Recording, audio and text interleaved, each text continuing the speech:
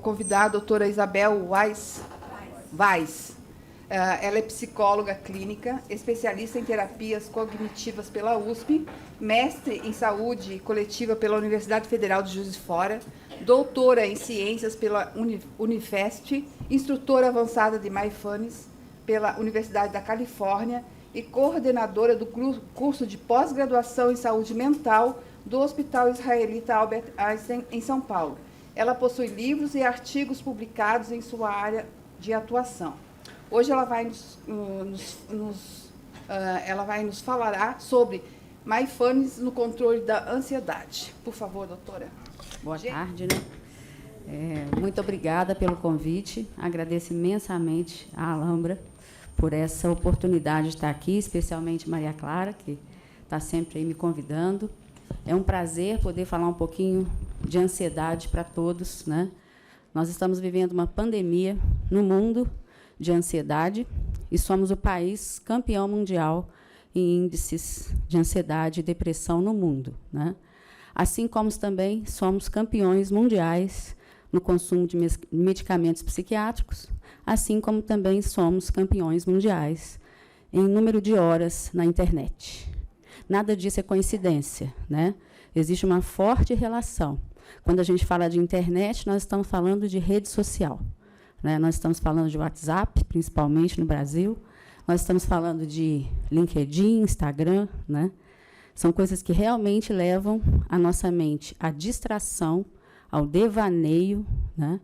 E à ausência do momento presente. Então, são dados extremamente alarmantes, que poucas pessoas sabem, né? São informadas sobre isso, e estão intimamente relacionados, né, com todo esse drama que nós estamos vivendo com o adoecimento mental no mundo, mas especialmente no Brasil. Os dados aqui são os piores do mundo, né? Então, nós temos que realmente pensar em recursos que nós possamos usar, baseados em evidências, né, em ciência, para que a gente possa lançar a mão com os nossos pacientes e com nós mesmos, né? Então, conforme foi falado aqui, eu sou instrutora de Mindfulness, é uma palavra chata de pronunciar, né? Vamos lembrar sempre que a sílaba tônica é a primeira, que é uma palavra grande. Então, Mindfulness, né? E Mindfulness é uma prática baseada em meditação. Mindfulness não é meditação, é uma prática baseada em meditação, né? Eu conheci Mindfulness no ano de 2008, num congresso que eu fui fora. Na época, não tinha nada no Brasil ainda. E ali a gente começou a estudar, a pesquisar. Resumindo a ópera, eu desenvolvi um projeto para o doutorado aqui na Unifesp, aqui em São Paulo, e a gente testou um protocolo de pesquisa baseado em Mindfulness para pacientes tabagistas. Eu venho de um histórico de tratamento de pacientes dependentes químicos. Trabalhei com dependência química em CAPS AD por mais de 18 anos, e sou pesquisadora nessa área. Então, nós resolvemos aplicar o programa, é um programa, como eu vou mostrar aqui, nós resolvemos aplicar o programa para tabagistas por N fatores, mas o principal deles é que, entre os dependentes de drogas, o tabagista era o mais, entre aspas, disciplinado, que poderia seguir com menos prejuízos, a gente achava que com menos evasão ao protocolo de pesquisa, né? Mas não somente por isso, porque o Brasil tem um protocolo para tratamento de tabagismo que é padrão ouro no mundo. Vem sofrendo aí nos últimos tempos um pouco, mas assim continua sendo um protocolo padrão ouro. Então, a gente tem um protocolo, a gente tinha, né, um protocolo para o nosso grupo controle, que a gente conseguiria replicar com facilidade nos grupos, como de fato aconteceu, né? Só que a grande surpresa foi que o protocolo seria para prevenção de recaída no tabaco, o que é um extremo desafio. Não sei se vocês sabem, é a droga mais difícil de você controlar a recaída, né? Então, isso aí, por si, já era um grande desafio, né? Mas qual foi a nossa grande surpresa? Os pacientes do piloto, a gente fez um piloto antes da pesquisa, e os pacientes da pesquisa começaram a chegar para a gente nos grupos. Nós fizemos uma análise qualitativa e quantitativa. Na parte qualitativa, eles começavam a falar para a gente: olha, eu melhorei minha qualidade do sono, o doutor está tirando meu remédio para dormir, o doutor está tirando meu remédio, está diminuindo meu remédio da fibromialgia. Isso, hoje a gente escuta isso, a gente já sabe, cientificamente é confirmado os benefícios da prática regular de Mindfulness para várias doenças, e é por isso que eu estou aqui, né? Mas, né, naquela época, o piloto foi em 2011, nós não sabíamos, a literatura não apontava ainda o poder transdiagnóstico da ferramenta de mindfulness, né? Então, você atira num ponto e acerta vários outros, né? E isso começou a ser extremamente animador para todos nós, pesquisadores envolvidos, né? Eu vim dos Estados Unidos com esse protocolo, não tinha ninguém no Brasil para me apoiar, né? O time da Unifesp, do Departamento de Psicobiologia, diga-se de passagem, me acolheu de primeira, né? E ali a gente fez um trabalho maravilhoso. Hoje nós temos uma linha de pesquisa nesse departamento na Unifesp em Mindfulness, a partir dessa pesquisa que a gente desenvolveu no meu doutorado. A gente entrou com uma pesquisa sobre meditação na Unifesp, onde ninguém falava de meditação, eles falaram, vamos ver o que dá, né? E eu saí do doutorado com a tese indicada para a melhor tese do Brasil pela CAPES, né? E eu saí também do doutorado com uma linha de pesquisa dentro da Unifesp, que está até hoje com muito sucesso. Então, esse movimento todo foi no mundo todo, né? Nos últimos 15 anos, né, houve um aumento assim, substancial de artigos mostrando os benefícios de mindfulness. Então, antes de começar a falar de mindfulness, eu ainda tenho que fazer esse breve histórico, porque as pessoas ainda não conhecem muito bem. Mas o meu papel aqui hoje é falar especialmente da ansiedade, né? Ansiedade é inimiga ou aliada? Já vou responder de cara, é os dois, né? Ela é inimiga, né, porque quando ela começa a nos atrapalhar. E ela é uma grande aliada. Boa parte das razões para nós estarmos vivos aqui, a humanidade, até hoje, se deve à ansiedade. Sem dúvida nenhuma, ela é um sentimento, uma emoção altamente adaptativa.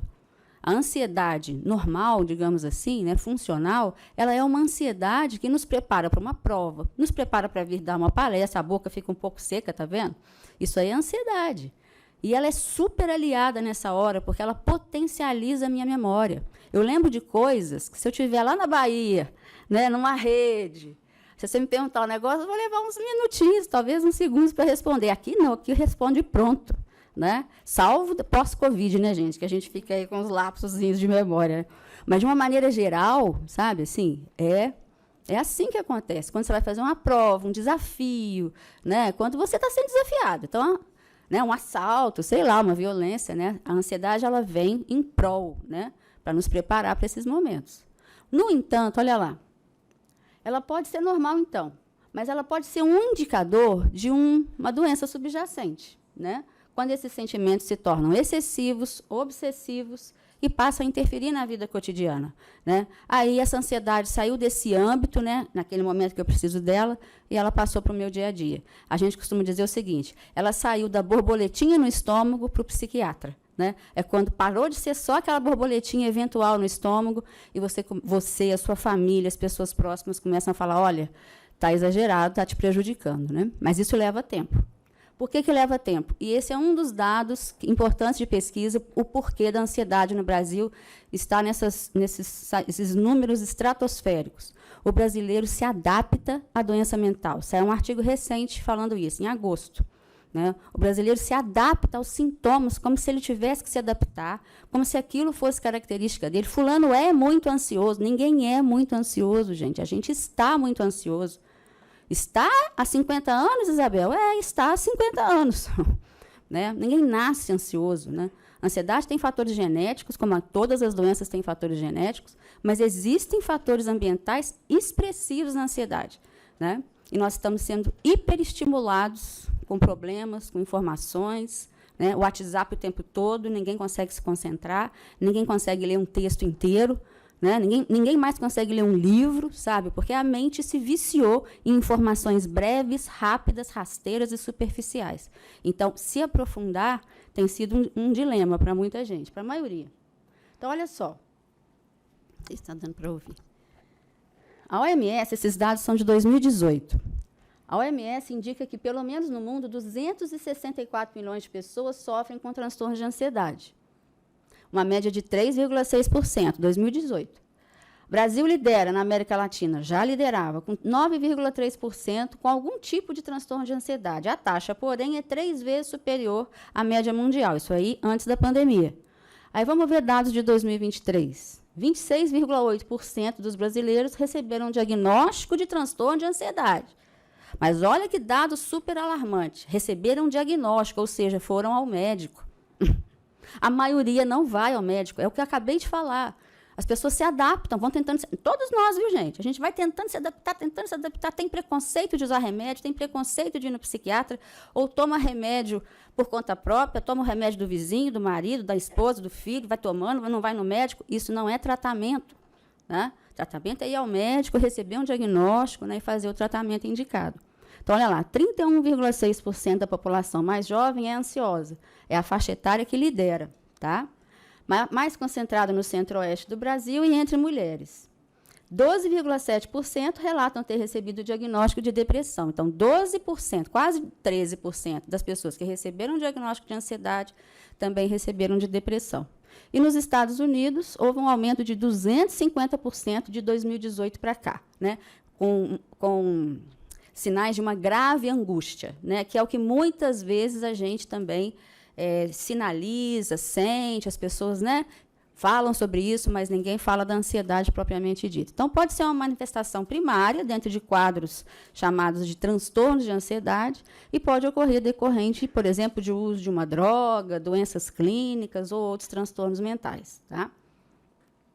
O medo, ele é uma resposta emocional a uma ameaça iminente, real ou percebida. Então, mais uma vez, a emoção ansiedade, ela é adaptativa, né? Quando eu percebo que existe uma ameaça, alguma coisa assim. O que tem acontecido com essa população altamente adoecida, nós, brasileiros, né? Não existe necessariamente uma ameaça, não existe necessariamente um motivo, né? A ansiedade, ela já se instala, né? As pessoas já dormem mal, acordam mal, passam o dia arrastando essa ansiedade, às vezes até tomando um medicamento, mas não seguindo um tratamento propriamente dito, né? Então, como é que eu identifico a ansiedade? Com atenção muscular, vigilância, em preparação para um perigo futuro. E o que eu grifei aí, ó, comportamentos de cautela e esquiva. A esquiva é a grande vilã da história. É aí que entra a mindfulness, né? O que é se esquivar? É fugir, né? Eu fujo, eu não enfrento aquela emoção, né? E a ansiedade, ela é sempre marcada por quê? Por uma antecipação de futuro. E eu não percebo que eu estou antecipando o futuro, mas é o que está gerando a minha ansiedade. E aí, ao invés de eu procurar uma ajuda efetiva e eficaz para isso, né, que é uma ajuda profissional, eu vou me esquivando. Como é que eu me esquivo da ansiedade? Alguém aqui podia me dar uma ideia? Eu tenho certeza que todo mundo tem seu esqueminha aí. Como é que a gente se esquiva da ansiedade? Assim, no dia a dia, gente, vai lá. Protelando. Como é que você protela isso? Vai na geladeira, não é isso? Vai lá, come, não é isso? Celular, mais o quê? Netflix até o fim do mundo, né? E por aí vai. Como é que a gente vai protelando a ansiedade? Com droga, com bebida, né? Com cigarro. Mas o quê? Como é que a gente vai protelando a ansiedade? A gente vai se esquivando do que a ansiedade é um alarme. Tudo bem, aqui ela já virou doença, mas um dia ela não foi doença. Um dia ela foi borboleta no estômago, né? Então, o que acontece? Vai protelando, eu vou criando maus hábitos. Vocês falaram muito aqui hoje sobre atividade física. Então, por exemplo, a pessoa vai ficando sedentária, porque a ansiedade ela atrapalha a pessoa na atividade física. Ela não tem disposição para isso, né? Muitas vezes totalmente envolvida com esses sentimentos. E tudo isso vai virando uma bola de neve que retroalimenta a própria ansiedade. Então, surge sem um estímulo externo ameaçador definido, não necessariamente. Né? Porém, nesses casos, intensidade, duração e frequência são desproporcionais. É isso que a gente tem que estar atento. Há quanto tempo eu estou me sentindo assim? Né? Então, aqui são os transtornos de ansiedade. Só para vocês saberem, existe a doença, existe a ansiedade habitual, funcional, adaptativa. Né? E muitos iniciam na infância. O transtorno de ansiedade, muitas vezes, já se inicia na infância. Maior taxa entre mulheres. A partir do século XX, passou a ser classificada como doença pela psiquiatria. Né? Mas não é um construto recente. Existem registros da ansiedade como um afeto negativo e como uma doença separada entre médicos e filósofos greco-romanos. Então, a gente tem na história registros muito antigos, já compatíveis com o quadro de transtorno de ansiedade. Tá? Quais são as principais manifestações? Preocupação excessiva, pelo menos por 6 meses, inquietação e fadiga, dificuldade de concentrar, irritabilidade, problemas de memória, tensão muscular, principalmente, e perturbações do sono, que é o outro grande vilão da atualidade, né? A insônia, as ruminações, né? Então, é isso aqui, ó. A ruminação, né? Muitas vezes modelada e até mesmo alimentada pelas preocupações, elas se tornam a grande vilã da história. né? A ansiedade frequente, ela acaba gerando isso. E eu acabo acreditando muito nesses pensamentos que são as preocupações, né? Então, assim, tem um autor que eu cito aqui, que eu recomendo muito, Breuer, né, que ele é um psiquiatra, um cientista americano, né, que ele vai falar que a preocupação é viciante. O cérebro se vicia em preocupação. Você começa a acreditar que você precisa ficar preocupado com um monte de coisas, né, para tentar resolver. É numa tentativa de resolver, só que isso entra num looping que não termina nunca. Não é pensando que a gente resolve, é que está, né? Então, aqui só para vocês conhecerem os principais transtornos de ansiedade, transtorno de pânico, agorafobia, fobias específicas, ansiedade social ou fobia social, transtorno de ansiedade generalizada e transtorno de ansiedade de separação. Só para vocês saberem que existe diagnóstico já classificado, aqui no caso, aqui já pelo DSM-5, né, TR, de 2023. Então, é muito importante consultar para saber qual é o quadro de ansiedade que eu apresento. Precisa ser medicado? Não. Só com a psicoterapia eu vou dar conta, né? Que tipo de recursos eu tenho para realmente eliminar isso da minha vida? O transtorno de ansiedade, como a maioria dos transtornos psiquiátricos, ele é crônico, mas ele tem controle, tá? Então, fatores de riscos temperamentais, ambientais, genéticos e fisiológicos e modificadores do curso, né, estão presentes. Então, é uma soma de fatores que vão contribuir, tá?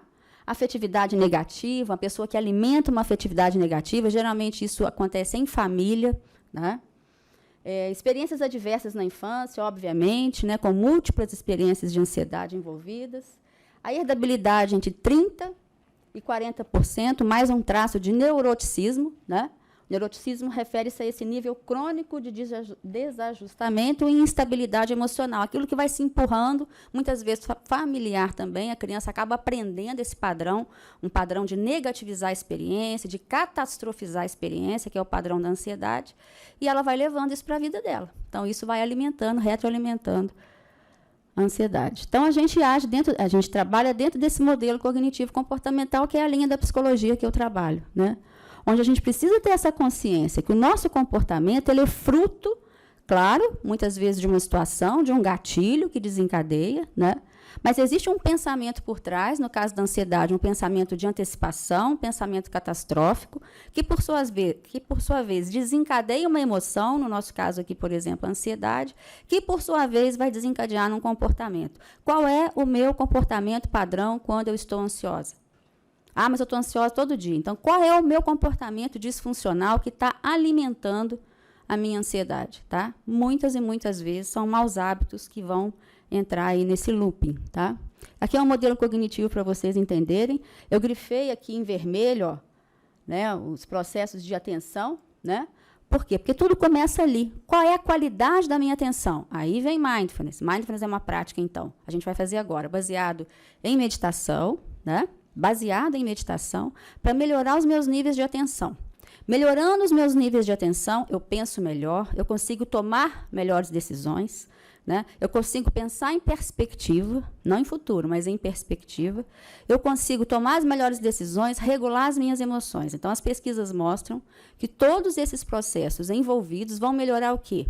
A minha estabilidade emocional, né, o meu sono, a minha imunidade. Então, tem muitos estudos confirmando, né, melhora da imunidade no tratamento de diversas doenças, principalmente câncer. Tem muitos estudos, vocês já podem pesquisar, que vocês vão achar, né, com pacientes que receberam a prática regular de mindfulness, né, o treinamento no seu tratamento. Tá? E várias outras doenças, lá vocês podem consultar. Então, existe um gatilho que vai desencadear numa avaliação cognitiva mal adaptativa de uma determinada situação, que vai desencadear crenças mal adaptativas, né? E relativas à ansiedade, a gente pode pensar em várias crenças mal adaptativas. Tudo vai dar errado. Quando eu subir para dar minha palestra, eu vou tropeçar nesse degrau aqui. Ai, vai me dar um branco. Um monte de coisas que podem vir daí, que são crenças mal adaptadas, que vão alimentar todo esse processo e mantém a ansiedade firme e forte, né? Uma ansiedade adaptativa, estou dando um exemplo aqui da própria palestra, é uma ansiedade que você experimenta. No comecinho, dá 2, 3 minutos, ela se esvai, ela sai. Uma ansiedade patológica, não, ela é moradora, ela não é visitante. Isso é uma diferença substancial, né? E aí vamos desencadear lá, ó, sintomas fisiológicos, respostas comportamentais mal adaptativas, que vão gerar uma experiência subjetiva negativa, né, que acaba também alimentando e fazendo com que você não consiga sair desse circuito. É um circuito, então tem que tratar. Então, esse autor que eu citei aqui, ó, Judson Breuer. Aprendi que poderia ensinar os pacientes a terem consciência dos sentimentos desconfortáveis ao invés de evitá-los por hábito. Na verdade, a ansiedade em si é um hábito prejudicial. Hoje é uma epidemia, ele diz. A ansiedade se camufla nos hábitos, ela se esconde em nosso corpo quando aprendemos a nos desconectar desse sentimento por meio de uma infinidade de comportamentos diferentes. Então, a pergunta que é, o quão familiarizado você está com seus sentimentos? O quão familiarizado você está com a ideia de que as minhas emoções são orientadoras do processo, são orientadoras da minha ação no mundo, no meu dia a dia, na minha escolha, a escolha da roupa que eu vou usar, a escolha do que eu vou comer, a escolha se eu vou ou não fazer minha atividade física, estou com preguiça, não quero ir, está frio, está calor demais, não sei o quê. Mas eu me oriento pelas minhas necessidades reais, né? E não pela minha indisposição, e não pela minha ansiedade, por exemplo, né? Então, o aumento da consciência corporal é fundamental, e a atividade física é uma grande parceira nisso, porque com isso você está mais atento aos movimentos, às sensações viscerais, você fica mais consciente disso, e com isso você consegue tomar melhores decisões. Quem é que sabe me falar aí onde é que mora a ansiedade no corpo? Ó, é bem aqui, é boca do estômago, não é? Mas aonde? Músculos que ficam tensos, garganta, um nó aqui, sudorese nas mãos. Mais o quê? Opa, no pulmão. É o grande chefe, é o carro-chefe. Inclusive, a gente regula a nossa atenção, quem sabe por onde? Vamos lá. Pela respiração. A gente regula a nossa atenção e a gente regula a nossa ansiedade e a gente regula a nossa amígdala cerebral pela respiração. Amígdala cerebral, não é da garganta. Uma estruturazinha mínima no cérebro, mas mega importante. É ela que vai aumentar ou não a minha resposta ao estressor, à ansiedade e tal. Se você naturaliza a sua respiração, vamos dizer assim, é como se a amígdala entendesse que está tudo bem aqui fora, né? E aí diminuem os estímulos internos referentes à ansiedade, e isso gera um círculo virtuoso.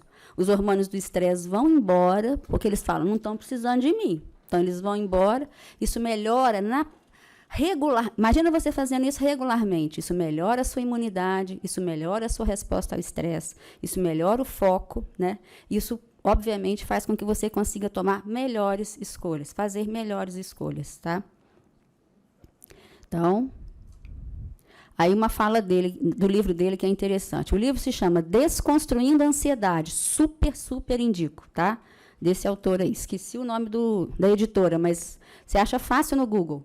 Desconstruindo a Ansiedade. Aí ele diz, é um sentimento ruim, que parece não ter porquê. Ele se conecta a qualquer situação ou qualquer pensamento. É como se minha mente procurasse por algo que a deixe ansiosa. A mente fica buscando, né? Antes eu rotulava essa sensação como nervosismo. Foi difícil desvinculá-la de minhas experiências, porque achei que só estava ligada a mudanças e circunstâncias legítimas da vida. E não, a ansiedade não se liga necessariamente a nada. Ela se torna autossuficiente e ela fica presente ali o tempo todo. Então, melhorar esse circuito da ansiedade, né, sair desse circuito, vai depender muito de você deixar a esquiva, mergulhar na sua emoção, que é o que a gente vai fazer agora, e entender qual o recado que ela está te trazendo. Não tem um ser humano vivo nesse planeta que isso não funcione. O que aconteceu é que uns de nós estão mais conscientes disso e conseguem se autoconsultar, e muitos de nós estão absurdamente distantes de si mesmos. Então, se sentiu ansiedade, vai para a geladeira. Se sentiu ansiedade, acende um cigarro. Se sentiu ansiedade, vai ficar no celular. A pessoa está totalmente desconectada dela mesma e ela não sabe exatamente o que ela precisa. Quem já fez treinamento de Mindfulness sabe que pergunta é essa, né? Qual é a melhor maneira de eu cuidar de mim mesmo nessa situação? Essa é a resposta, a pergunta-chave, tá? Então, quando não sabemos como nem a razão da presença da ansiedade, nos encantamos com distrações temporárias e soluções de curto prazo que vão desembocar nos maus hábitos. A própria ansiedade se torna um hábito e se auto-perpetua através desses maus hábitos, né? Esse encantamento ou distração, que na verdade chamamos de esquiva, vamos sempre lembrar do celular, das redes sociais, nos ensina a evitar situações perigosas por meio de reforço negativo. Ou seja, eu estou ansiosa, aí eu pego o celular, fico lá, estou achando que eu estou fazendo uma coisa super boa, que vai me fazer super bem. Na verdade, eu estou fugindo do desconforto. Realmente há um alívio ali imediato do desconforto, só que quando você vê que você ficou, sei lá, X horas ou X minutos numa rede social, te dá um desconforto, observa? Te dá um desconforto aí, te dá um desconforto, você fala, o que eu fiquei fazendo aqui, gente? Tempo absurdamente desperdiçado, né? Não somos contra a rede social, eu mesmo estou na rede social, só que a gente faz o uso consciente da rede social. Nós não vamos ficar livre de celular, nós não vamos ficar livre de internet, a gente precisa deles, só que a gente precisa fazer um uso consciente, né? Um uso consciente, seja para interação social mesmo, seja para trabalho, mas não de uma maneira que você seja levado pela correnteza. Qual é a média de hora do brasileiro em rede social? Vocês sabem? Já viram essas pesquisas? Essas pesquisas hoje são acessíveis para qualquer um. O brasileiro campeão no mundo, ele fica, em média, 10 horas por dia nas redes sociais. Aí você pode dizer, como assim? Eu fico meia hora só. É média. Então, tem gente que fica 20, 15, né? Então, assim, é um absurdo isso que a gente está fazendo com a nossa saúde mental, né? Com a nossa presença, com os nossos filhos, com a nossa presença com as pessoas que estão com a gente, a pessoa que senta para jantar, senta para almoçar e bota o celular do lado, né? Nós que somos mais velhos, que não convivemos com o celular antigamente, imagina antigamente, né, Clara, se você sentasse numa mesa de um jantar e sacasse de alguma coisa que te tirasse da conversa ali. Ia ser a maior grosseria do mundo, a gente não fazia isso. O celular se banalizou, né? Então as pessoas sacam do celular a qualquer momento, em qualquer circunstância, né? Então, vamos praticar um pouquinho? Quantos minutos eu tenho? Nenhum, né? 3 minutos, vamos lá. Então, volto a dizer, Mindfulness é uma prática baseada em meditação. A gente vai usar uma prática de meditação aqui agora, para a gente encerrar o nosso encontro, né? E para a gente tentar sair daqui com um pouquinho mais de consciência plena. Ah, mas eu não medito, nunca meditei, tem preconceito. Eu só estou te convidando para silenciar, só isso. Tá? Vamos ver se você consegue. Estou te desafiando. Tá? Uma coisa que a gente cuida muito na meditação é pés no chão. Apoiar a sua coluna, apoiar a região lombar. Assenta nos isquios, né, que são aqueles ossinhos do bumbum. Dá um amparo gostoso aí para a sua coluna. Solta os seus ombros. Quem se sentir confortável para praticar, tá, gente? Quem não sentir, fique à vontade. Mãos apoiadas sobre as suas coxas, podem estar apoiadas para cima, ou viradas para cima ou para baixo, do jeito que for melhor para você. Vamos dar uma respirada e vamos ajeitando a nossa coluna. Alto da cabeça, como se ele quisesse alcançar o teto. Vai ganhando espaço entre as suas vértebras e vai colocando seus ombros no lugar. Eles são muito solicitados por nós na ansiedade. Os nossos ombros, eles viram nossos brincos. Solta os seus brincos, coloca os ombros no lugar, fechando as suas escápulas lá atrás. E por alguns instantes, veja se você consegue perceber o seu peso sobre a cadeira. O seu peso sobre a cadeira. Entre em contato com a sensação do seu peso sobre a cadeira. E não deixe de ganhar espaço com as suas vértebras aí. Vai deixando o alto da sua cabeça tentar alcançar o teto e deixa o seu queixo levemente na diagonal, soltando a língua do céu da boca, solta a mandíbula. E vai deixando o ar entrar. Mindfulness é uma prática baseada em respiração, mas a gente não muda a respiração, a gente simplesmente toma consciência dela. Observe como é que está a sua respiração nesse exato momento. Só observe. Observe o ar entrando pelas suas narinas, saindo. Você pode soltar o ar pelo nariz ou pela boca, do jeito que for melhor para você, mas para respirar pelas narinas. Justamente para que o ar possa alcançar aquilo que eu falei, lá a região da amígdala cerebral. Simplesmente permita que ele entre. Solta o ar. E eu te convido agora a observar como é que você está nesse exato instante. Olhos fechados, vamos diminuir os estímulos. E olha um minutinho para dentro, como eu estou aqui agora, como eu me sinto ao final desse encontro da Alhambra, tão bem preparado para mim. Quais são os sentimentos que estão presentes aqui agora, em você? Caso você se sinta perdido, perdida, consulte as suas sensações físicas. Ah, eu não sei como é que eu estou me sentindo aqui agora. Veja como é que estão os seus músculos, o seu coração, a boca do estômago. Como é que está a sua respiração? Como é que está a sua mente? Tem muitos pensamentos aí. Os pensamentos são os grandes vilões. São carregados de notícias, carregados de crenças mal adaptadas. A nossa mente pulsa pensamentos igual o nosso coração pulsa sangue. Quantos pensamentos eu acredito? Talvez em todos. Imagina que a sua mente agora, o fluxo dos seus pensamentos é um leito de um rio. Como é que está esse leito? Está agitado? Tem correnteza? Ou esse fluxo de pensamentos está tranquilo? Deixe que todos passem. Você vai observar que alguns pensamentos te pegam mais, fazem você mergulhar no rio. Procure sair de dentro do rio e observe esses pensamentos. Deixe eles passarem. Agora sim, veja se você está um pouquinho mais apto para observar suas emoções. Vê se dá para responder como é que você se sente aqui agora.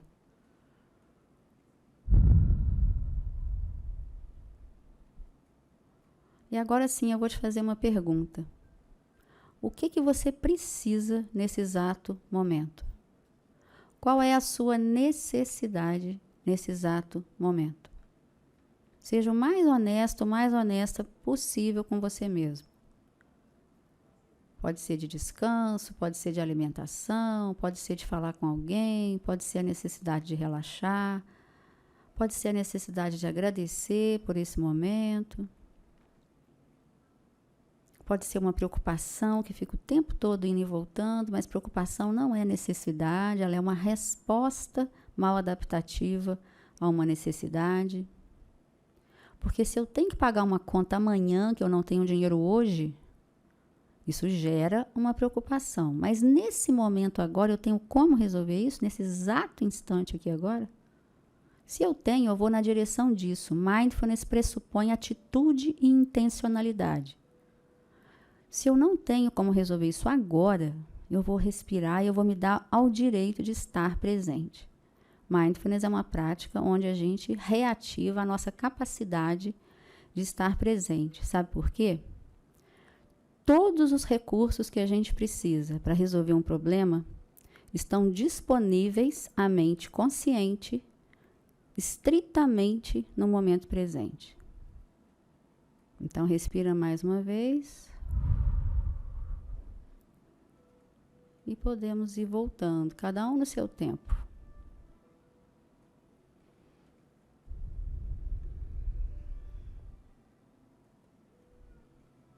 Alguém quer compartilhar como se sente? O que achou aí? O que encontrou aí? Qual emoção estava presente?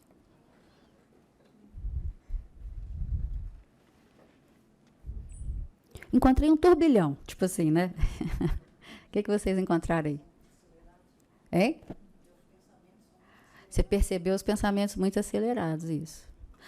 A meditação não cria nada, ela nos familiariza com o que já está presente. Isso é muito. É como quando você vai ao médico, ele pede um raio-x, ele pede um exame de laboratório. Ele quer ver como está a coisa no momento presente. A prática regular de meditação faz com que a gente se mantenha constantemente atualizado com o que é necessário. Diminuindo muito a divagação, a mente que vai para o futuro, e diminuindo expressivamente as memórias passadas. A nossa mente tende, hoje em dia, muito a ficar vagueando em futuro, passado, e o presente, coitado, fica ali no meio sacrificado, e é onde a gente tem as nossas principais respostas e recursos, tá bom? Então, para cada um de nós que enfrenta os seus desafios, não tem um ser nesse planeta que não enfrente. Para cada um de nós que enfrenta os seus desafios, a meditação tem sido uma prática que tem nos auxiliado muito no desenvolvimento da nossa resiliência, da nossa capacidade de resolução de problemas, na manutenção da nossa saúde, tá? E no enfrentamento desses desafios da melhor forma possível, tá bem? Então, muito obrigada e fico à disposição para dúvidas e tal.